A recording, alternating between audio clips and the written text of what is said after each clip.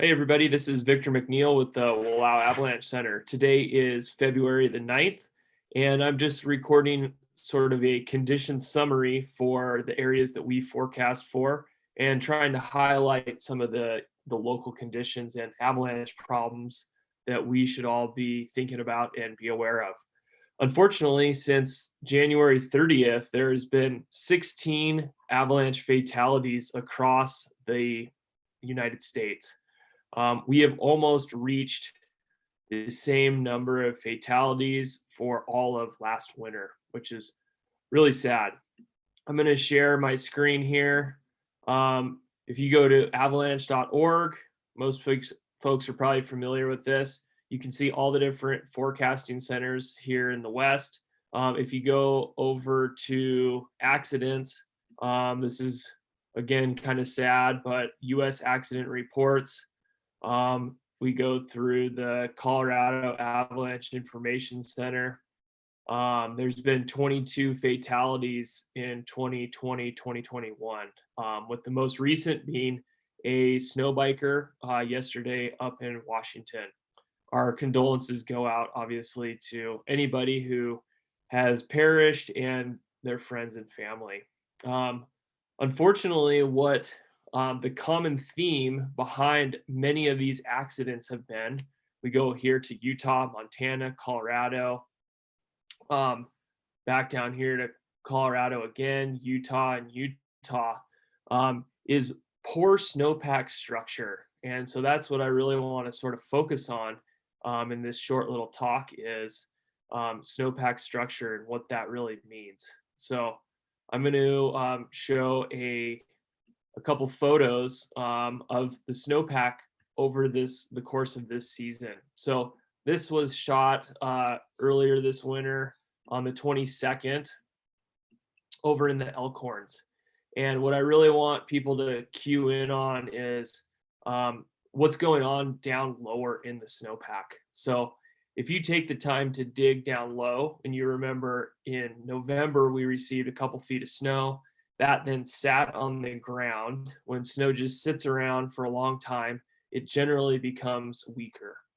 And so what happened to that early November, mid-November snow is that it all turned into sugary faceted snow, which we refer to as basal facets. Basal meaning that it's at the base of the snowpack right near the ground, and a facet being a weak sugary snow grain that can take a long time to heal and bond with its neighboring snow grains. Then around the solstice, around the 20th through the 21st of December, we had this fluctuating snow line where it would snow for a little while, and then it would rain for a little while, and then it would snow a little bit and rain a little bit. And that created basically this solstice rain crust that you've probably heard us talking about. Now, the solstice rain crust is particularly tricky because what it's got going on is strong snow, weak snow, strong snow, weak snow. So the strong snow is that rain crust, but then directly below that, we've got weak snow being, again, that weak sugary snow, and then another layer of strong snow, another crust, and then more weak snow. And so it's a series of those that are all kind of sandwiched together. And now in most locations where we're finding this, we've got that solstice rain crust then sitting on top of those mid-November facets. So if we take that a step further, we look at some other locations out there. So again, this is from the 15th of January over in the Western Wallowas. Now you can see we have this old sugar snow, very weak sugar snow at the bottom of our snowpack, and then that solstice rain crust sitting on top of it. Now in some areas like the Southern Wallowas, we now have so much snow sitting on top of these weak basal problems that we're really kind of not that concerned at this point in time. Now remember, the average skier or rider, snowboarder or skier, they influence the upper 3 to 4 feet of the snowpack. But a snowmobile or a snow biker can go down as deep as 8 feet, so quite deep. Now, most of us are not going to be digging pits that are 8 feet deep. So what can we do? Well, one thing we can do is get your probe out and start probing down into the snow you'll probably feel that solstice rain crust down there along with some other crusts. And then you'll feel the probe kind of easily make its way below that rain crust down to the bottom of the snowpack. So what you can do is measure down from wherever you feel the top of that rain crust up to the surface and get an idea of how deep down that layer is. So again, that should help your decision making, hopefully, when you're determining what terrain you want to go into. The problem though is that there's a lot of variability in how deep down some of these weak layers actually are. So if we go into, say, a more alpine above tree line sort of setting where the wind moves snow around, we're getting wind deposits, but also wind scouring taking place. And in an area where the wind has scoured, let's say now, we'll just use this photo as an example. Let's say there was 6 feet in the middle of the slope. So basically, for a skier or a rider, not much of a concern. But we go over to the edge of the slope, and all of a sudden, the wind has removed a lot of this surface snow, and now that rain crust in those bottom weak layers are much closer to the surface, making those more game on for us when we're out in backcountry. So I'm going to show you another screen here. So this was taken a couple weeks ago, 1/24/21, by a local snowmobiler. This is looking out from near the 100 hill climb, kind of near Big Sheep. So this is obviously a large avalanche. We don't know if for sure if this was human triggered or natural, but you can tell this goes down pretty low into the snowpack. So my guess would be down into those November facets. You can see a lot of the rock sticking out. So what this shows me, especially in the northern Wallowas where we don't have as deep of a snowpack, these sort of layers are still a concern. And once they get below about 3 feet deep, then we move them into the deep persistent slab category. So if you ever hear the word persistent slab or deep persistent slab in the avalanche forecast, your ears should really perk up a little bit, because those are larger avalanches, less likely to trigger, but if you do cut one of these loose, it's going to be really hard to survive, if not nearly impossible. So now we're going to move over to our Avalanche Center. Again, here's another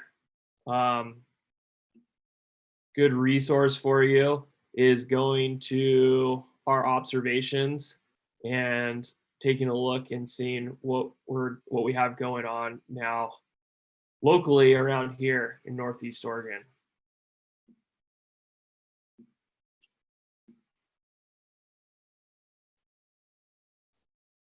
So we can go scroll down here, and the one in particular I want to point out is this was a skier triggered avalanche in McCully Basin in the northern Wallowas. It was large enough to bury, injure, or kill a person. Multiple skiers had already skied this slope, and a skier kind of moved a little bit further over into part of the terrain that they hadn't really been into, and were able to trigger a deep persistent slab with a crown upwards of 6 feet deep. So if we go back over here, take a look at this report,